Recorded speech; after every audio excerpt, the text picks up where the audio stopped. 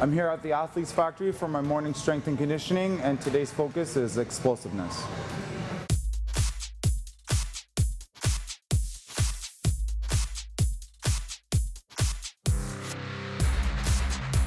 My name is Noah Ali. Where are you from? I am from Calgary, Alberta. Growing up, I always played sports. I think most guys growing up want to be like a Ninja Turtle or something, you know, martial artist. So it was always kind of a dream of mine, but I never did any martial arts till I was 24. Good, more hamstrings every rep. So I have a military family, like my dad was in the military for like 12 years. I have 2 cousins who toured in Afghanistan each like 3 times. So we have a pretty strong military family. I was going to do that. You know, one thing led to another. Didn't join the military. I knew I wanted to fight, so I just started fighting instead. Moved back in with my parents at 24 and slept on the computer floor for a bit, computer room floor, and then, yeah, here I am now. Yeah, your parents support you a lot, right? Yeah, definitely. If it wasn't for my parents, I'd probably be able to train half as much as I do now. Just having to pay regular bills, and especially like Alberta right now is super expensive. I need a full-time job, right? So I just make enough to pay the bills, you know, support my parents, they help me, I help them, and then I can just train full-time. The purpose of my exercises here at the Athletes Factory is basically just getting me better as an athlete overall. So being able to jump further, you know, run faster, be more explosive with everything I do. Everything's in a forward motion, just kind of like in a fight. In a fight, everything's not forward, but you know, good posture, you're lean forward, all of your drives are in a forward motion. Kind of the same thing as wrestling. You know, you always want to be aggressive going forward, you want to be lean back with your body weak and stuff. So it just gets me a lot more explosive and faster. I do a lot of Olympic weightlifting, explosion drills, jumping, and a lot of speed drills. So like by the time I hit the second, my arms are still straight? Yeah, like they should be straight all the way through, and then they're starting to pull, right? So my name's Nick Geese, and I'm a senior strength and conditioning coach at the Athlete Factory, and I'm Noah's lead strength and conditioning coach.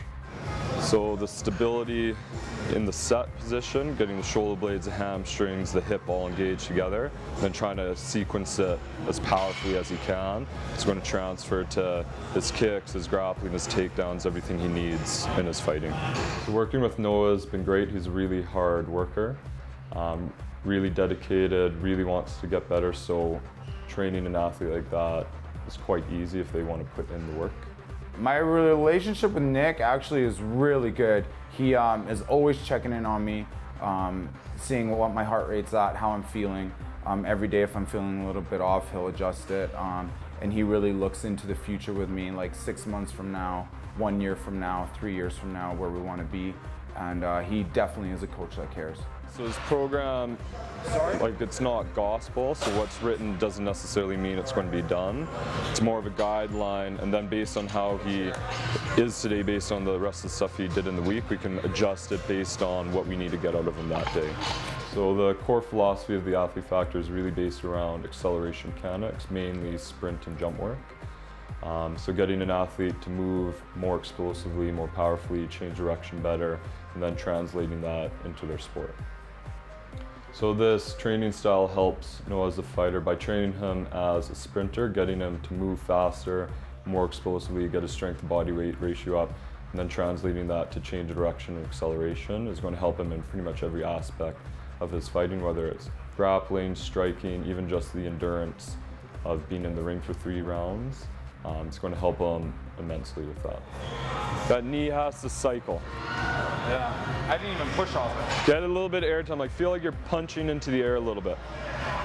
Yeah, so we prescribe a lot for Noah outside of the gym. So he sees me about 3 to 4 hours a week, but he's doing about 10 to 12 hours of conditioning on top of his fight training a week. So that is more lifting sessions, plyometrics, a lot of endurance work as well. So it's not just what he does with me. He wouldn't get very good results if that's all he did.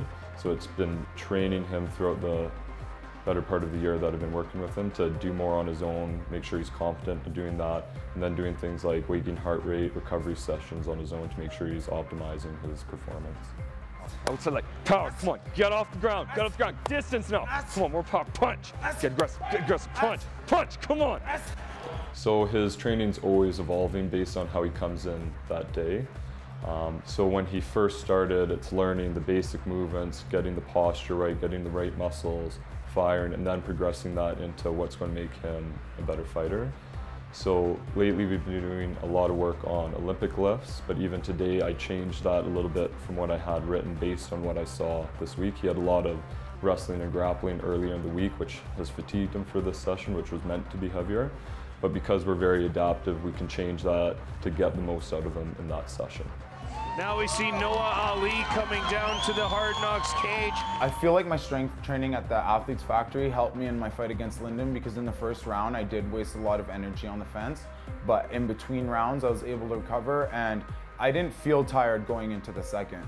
And many people say that the better your conditioning, the faster you can recover from a shot.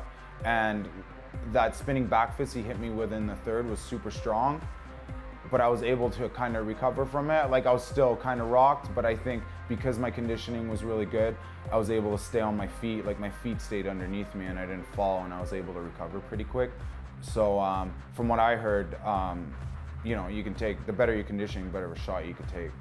So I think that's probably why I stayed up. These two gentlemen who come away with one heck of a fight here for these fans.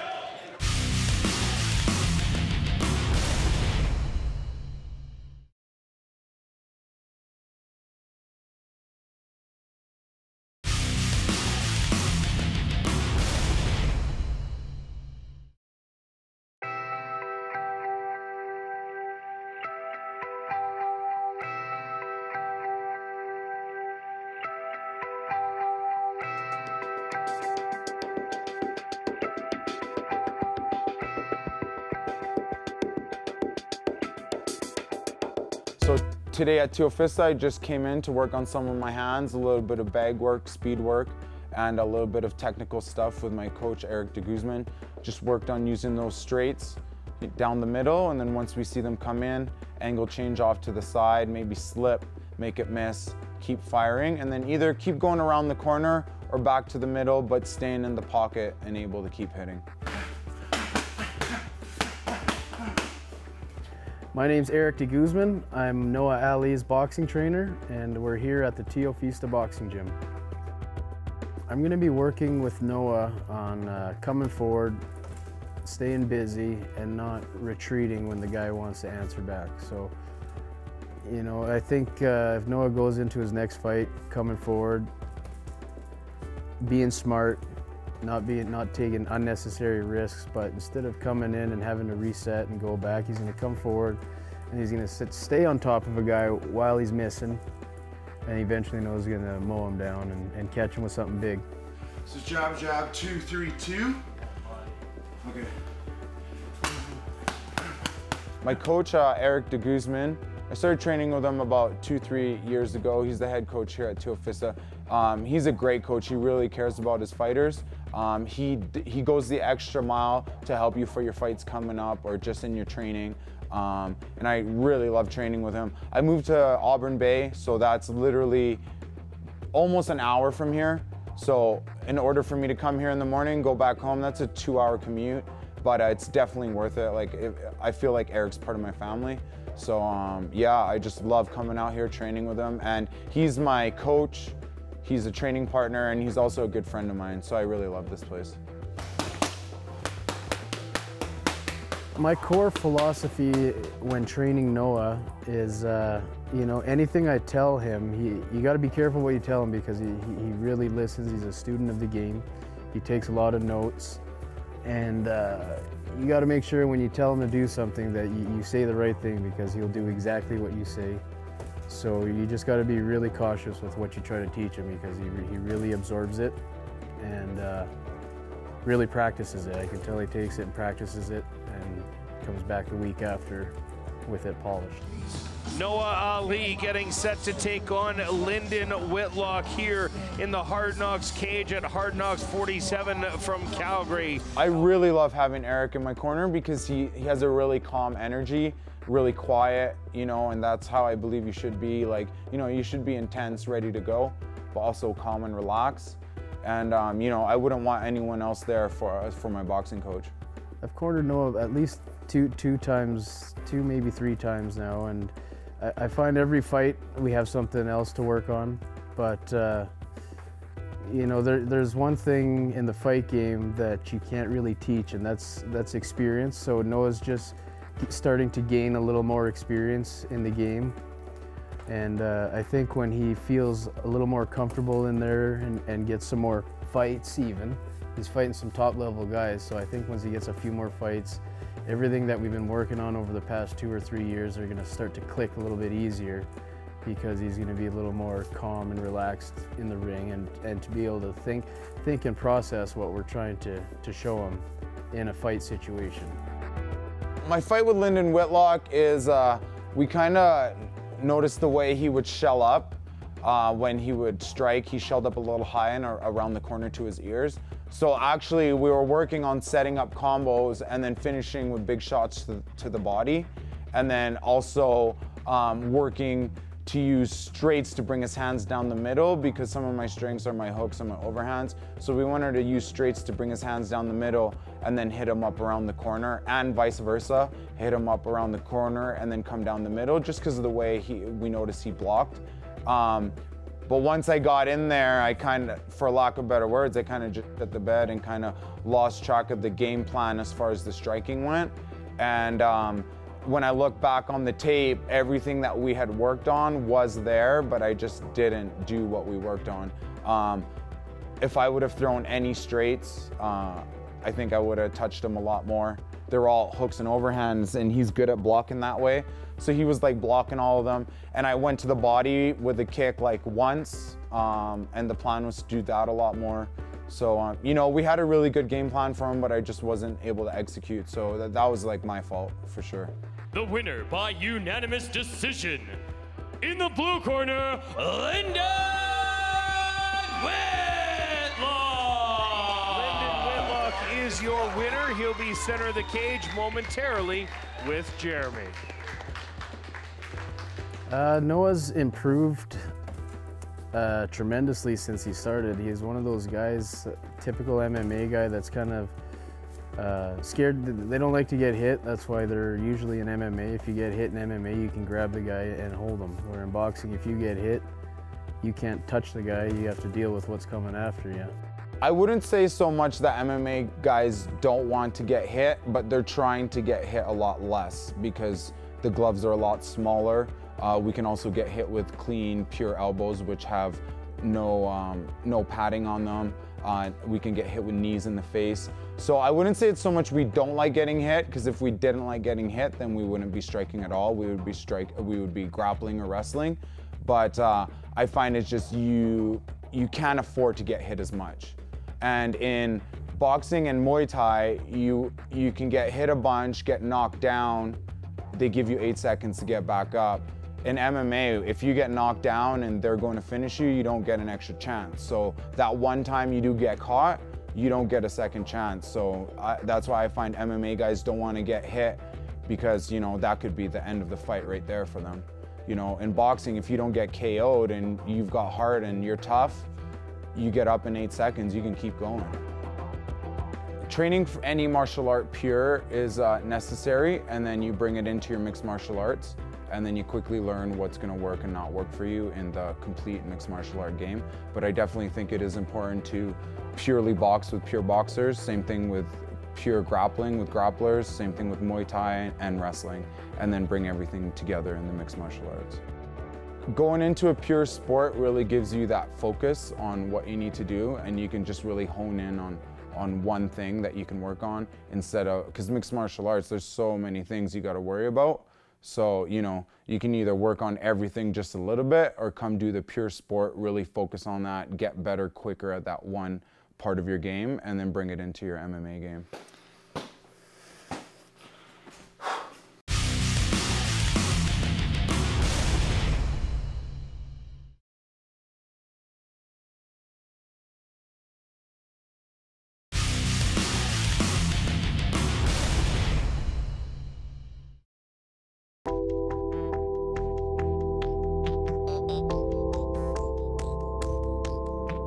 Hi, I'm Noah Ali, and we are at Champions Creed Martial Arts in Calgary, Alberta, and this is my home away from home. Well, even when I first came here, Noah was one of those guys that just trains hard all the time. So his conditioning was always on point. Like, he's always been a hard worker. The one thing I've seen evolve since I've been here is his confidence in the ring. He's gone more and more confident in the ring and more confident when he's sparring. He's more comfortable with the techniques he's been doing and the techniques he's learning. His striking's become crisper. I mean, he's just evolved all around. I mean, he's an all-around professional fighter now. You know, he's really earned it. I just try to keep up with him.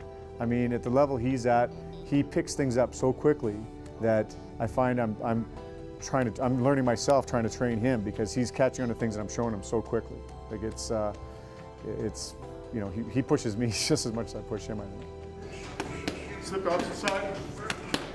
There are definitely a lot of politics in martial arts, but you know, we're pretty open with training with other gyms. We train with a couple other gyms. Some guys come in and spar with us sometimes. Sometimes we go down and spar with them. So there definitely are politics everywhere, even in MMA. But you know, I think it's getting better all around. I think people are starting to realize that we just need to train together. We have the whole world to fight and only a few people to train with. So it's a good thing to kind of get rid of the politics and just train together. So again, to start off, okay, 1, 2, 3, look, and then he's going to step it when he weaves underneath, and then he goes across the other side. When I take Noah out as a demo, and I do, every chance I get, I'll use him to demonstrate things, because he does the move correctly. I mean, if I was, you know, in better shape, younger, could do it, I would demonstrate myself, but I'm afraid that I know that he can translate what I want to teach into the physical movement so the guys can learn it better. Okay, that's it, guys. Good job. Switch pads. As far as intensity for grappling, you can go a lot harder. No one will get hurt. You can take care of each other more. But as soon as you start adding the striking element to it, you make sure you take care of each other. It's not about winning, giving each other brain damage. It's all about getting better, not getting injured, and be able to just save that all for when you're in the cage or the ring. Having Chad Sawyer, Eric de Guzman, and Bryce Willis in my corner for my fight against Lyndon, I chose those three because Chad and Eric are my striking coaches and they know me the best. And Bryce is one of my good friends out of the gym, and we kind of grapple the same way and have the same views on grappling. So it was really good to have them in my corner. They both have, or all three of them have really calm energies. So that's really what I'm looking for before, you know, you go out into that storm of fighting. Okay, so head's in my chest. Push to the side. I'm gonna sit up. Today I'm working with kids ages 7 to 14 on their weekly mixed martial arts class. We're going to be working on strikes and cage work. The best part of coaching for me is being able to do what I enjoy for a job. I'm glad I was able to find something I enjoy doing every day. So that's the best part, is just being able to come in here, do what I enjoy, and, you know, make money doing it. Coaching makes me a better fighter because when I teach some of the students or training partners techniques and they're not getting it, it really makes me have to analyze what's going on and figure it out. And a lot of the times, people don't get things that I'm not getting, but as I get them to do the reps over and over, eventually you can end up figuring it out, like what's wrong and what works. But that only happens if you're on the outside watching someone do it over and over. So in that aspect, I find coaching really helps you improve skillfully when you're trying to help other people improve. Like, in terms of coaching helps you understand the techniques better, or it helps you execute the techniques? Yes, absolutely. So when you're coaching, it actually helps you understand the techniques better, because you will explain a technique to someone of how you know it, and then there's certain parts that they don't get that you didn't explain. So now you got to kind of figure that out and how to relay that information to them. It's part of the learning process when you can help somebody else at the same time. I mean, I think that's why instructing is probably a really beneficial thing for fighters. You know, it helps them translate into showing somebody else exactly what they need to do. A good martial artist should always keep an open mind, and they can learn from anybody. So from that guy walking in the gym for the very first day, you know, all the way up to your biggest mentor, black belt coaches, stuff like that. it just made me, you know, have respect for people. And like, it's one of those things where, you know, no matter who you are, like, you should definitely respect everyone around you, and, you know, you should never judge a book by its cover, I find, is what martial arts kind of taught me. If you want to learn more about me, check me out on my Hard Knocks Fighter page on Facebook, or follow me on Twitter at @TheNoahAli.